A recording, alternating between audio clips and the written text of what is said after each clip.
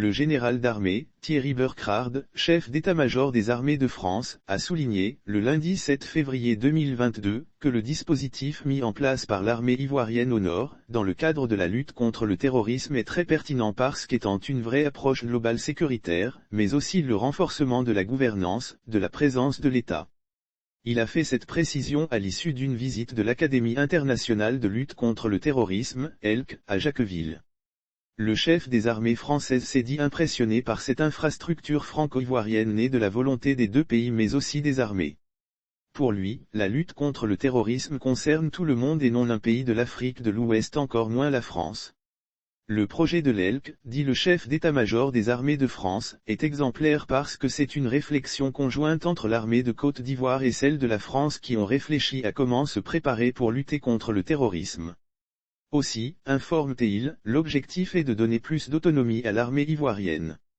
C'est un projet ouvert et le but est de faire profiter les pays de la sous-région du dit projet.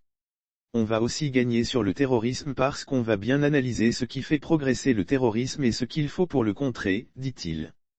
C'est le début et les débuts ne sont jamais faciles, mais il est bien parti parce qu'extrêmement bien pensé. Maintenant ce qu'il faut, c'est qu'on allume le deuxième étage de la fusée. Et c'est pour cela, il était important que je vienne voir comment on peut continuer à favoriser le développement de ce projet, a conclu le général d'armée, Thierry Burckhard. Le général de brigade, Kwame Alla, directeur général de l'Académie internationale de lutte contre le terrorisme, a remercié la France pour son soutien significatif dans la lutte contre le terrorisme. Avant de faire remarquer que les armées, ivoiriennes et françaises, travaillent en bonne intelligence pour l'opérationnalisation de cette académie. Incarnation concrète des ambitions internationales sur la prévention du terrorisme, l'Académie internationale de lutte contre le terrorisme a la volonté de fédérer les capacités de tous pour une réponse globale au terrorisme. En effet, l'ELC est composé de 3 piliers, à savoir une école de formation des cadres sur le principe d'une école nationale à vocation régionale, ENVR, un centre d'entraînement pour les forces spéciales et les unités d'intervention spécialisées, ainsi qu'un institut de recherche stratégique.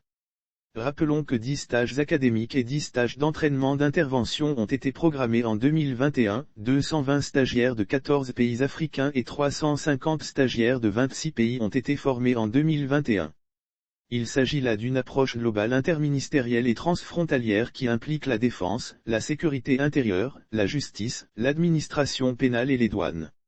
Les modules de formation sont dispensés par des instructeurs venus de France ou d'autres pays contributeurs. Soulignons que le général d'armée, Thierry Burckhard, chef d'état-major des armées de France, est en Côte d'Ivoire pour une visite de 48 heures.